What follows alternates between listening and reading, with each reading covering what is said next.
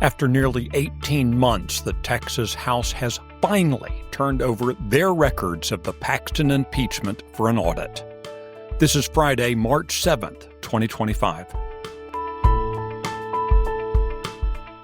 Texas Scorecard presents the day's first news for the Lone Star State, the Texas Minute, with your host, Michael Quinn Sullivan.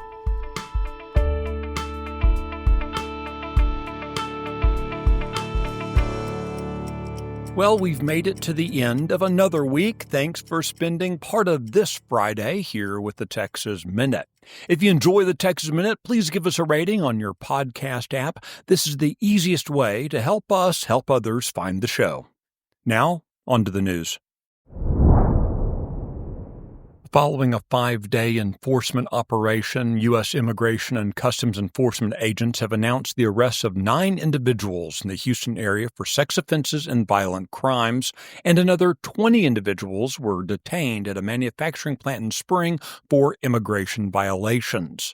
The illegal aliens were from El Salvador, Cuba, Mexico, and Vietnam.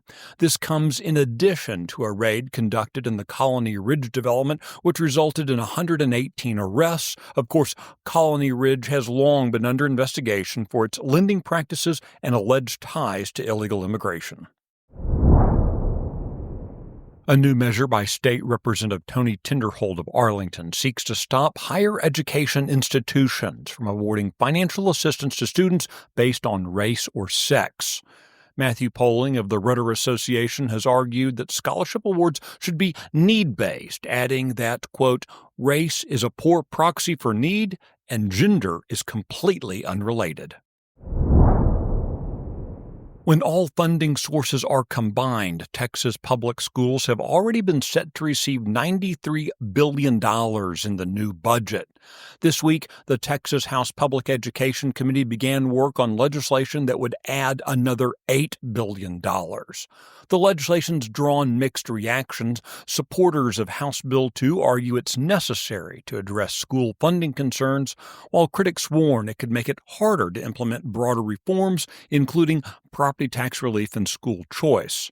Republican State Representative Brian Harrison of Midlothian is among those raising concerns about the bill's impact. In a post on X, Harrison called HB 2 a, quote, liberal train wreck. Meanwhile, Texas Policy Research has described HB 2 as increasing spending without introducing structural reforms. In a related story, the commanding general at Fort Cavazos has ordered an investigation into the actions of a teacher working for the Killeen Independent School District. Killeen ISD operates an elementary school on Fort Cavazos for the children of Army dependents. A teacher at the school has been accused of inappropriate conduct towards the girls on campus, including one girl as young as 4. A school district investigation concluded without taking action, upsetting parents, so now the Army Criminal Investigation Division is being called in. The Texas Minute will be right back.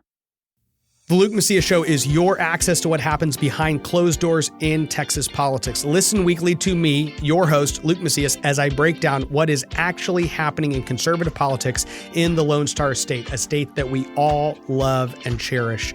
Listen weekly wherever you listen to podcasts. This show is a product of Texas Scorecard.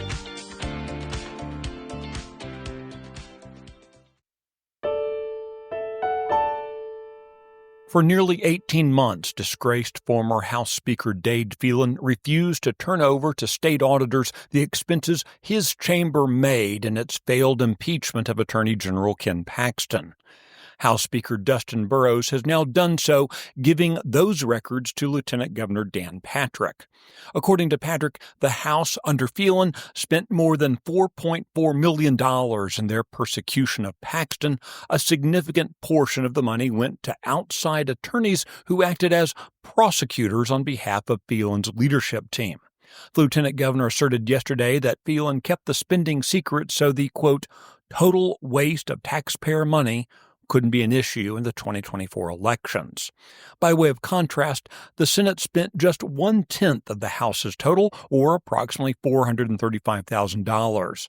The Senate eventually exonerated Paxton of the House's charges.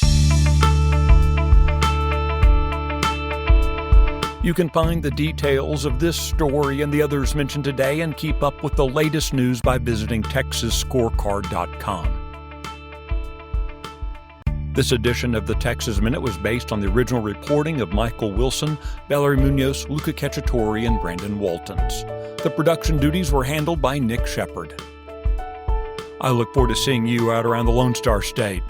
Have a great weekend. Thanks for listening to the first news of the day for the Lone Star State. This has been the Texas Minute with your host, Michael Quinn Sullivan.